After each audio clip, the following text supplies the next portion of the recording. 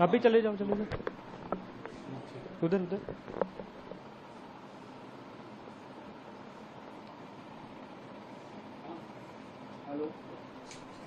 ये लगता है कि ईडी का जो जांच की प्रक्रिया है उस पे भी सवाल उठाए। उन्होंने कहा है कि जब आपके पास दस्तावेज मौजूद है तो टेम्परिंग का कोई मतलब नहीं बनता। अगर इतने दिनों तक जो है आप इनको इनकार्सेशनिस्ट में रखे हैं, इनको जेल में रखा है और ये जो है बेल के प्रिंसिपल के खिलाफ है, चाहे वो ईडी का केस हो चाहे सेक्शन 45 हो, वो जो कार्डिनल रूल है बेल का वो जो है वो लागू होता है। और इस बात को ध्यान में रखते हुए कि ऑलरेडी जो है 17 महीने का जो है जेल ऑलरेडी मनीष सिसोदिया जी काट चुके हैं, तो सुप्रीम कोर्ट ने ईडी के तमाम दलीलों को खारिज करते हुए मनीष सिसोदिया जी को बेल ग्रांट किया है। और ईडी ने ये भी और सुप्रीम कोर्ट ने ये भी कहा है कि जो इन्होंने बयान दिया था कोर्ट में ईडी ने कि ट्रायल जो है वो खत्म हो जाएगा 6 से 8 महीने में, ये बिल्कुल सरासर ऐसा लगता नहीं है। और ईडी ने कहा है, सुप्रीम कोर्ट ने ये भी कहा कि 463 गवाह हैं और लगभग 60,000 पेजेस की जो है दस्तावेज है, तो इस पे ट्रायल अभी जो है खत्म नहीं हो सकता। इन सभी चीजों को ध्यान में रखते हुए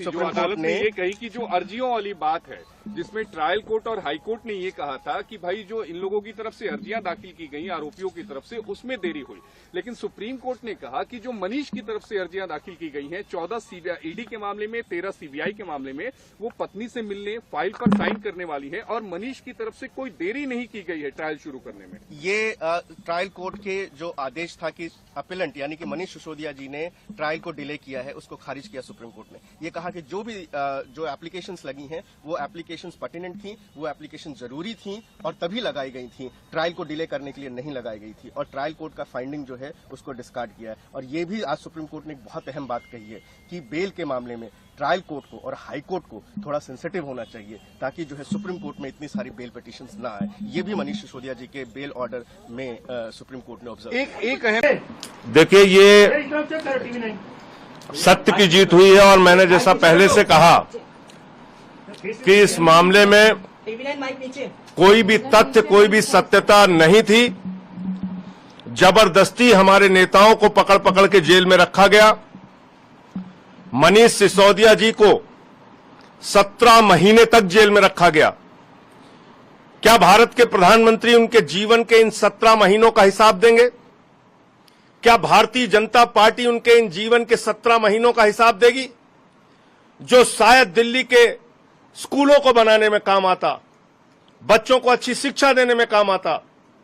जिंदगी के वो 17 महीने आपने जेल में डालकर बर्बाद किए मनीष सिसोदिया के। माननीय सर्वोच्च न्यायालय का हृदय से आभार है, सर झुका के नमन है कि लंबे इंतजार के बाद न्याय मिला, एक फैसला आम आदमी पार्टी के पक्ष में, मनीष सिसोदिया जी के पक्ष में, और एक एक कार्यकर्ता इस फैसले से उत्साहित है। एक एक देशवासी, दिल्ली का नागरिक इस फैसले से खुश है और सब ये मानते थे कि हमारे नेताओं के साथ जोर जबरदस्ती और ज्यादती हुई है। हमारे मुखिया अरविंद केजरीवाल जी को अभी भी जेल में रखा है, सत्येंद्र जैन जी को अभी भी जेल में रखा है। मैं उम्मीद करता हूं जल्द ही उनको न्याय मिलेगा। प्रभु से प्रार्थना करता हूं जल्द ही वो बाहर आएंगे। और आज ये जो फैसला आया है, मैं समझता हूं केंद्र की सरकार की तानाशाही पर एक जोरदार तमाचा है। आपकी पार्टी